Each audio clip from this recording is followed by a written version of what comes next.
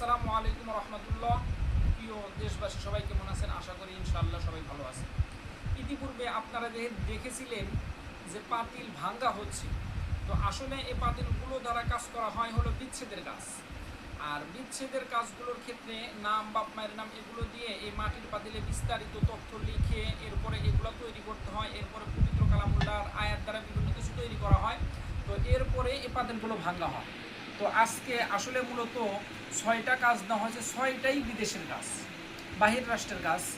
তো এই কাজগুলো মূলত মাটির পাতিল এগুলো সংগ্রহ করা হয়েছে এবং এগুলোকে ভাঙ্গা হবে, মানে তৈরি করে বিস্তারিত নামের উপর তৈরি করে এরপরে ভাঙ্গা হবে আল্লাহ পাকের পবিত্র কালামুল্লাহর আয়াতের বরকতে। যেই অবৈধ সম্পর্কগুলো আছে এই অবৈধ সম্পর্কগুলো বিচ্ছেদ হয়ে যাবে ইনশাআল্লাহ তাআলা।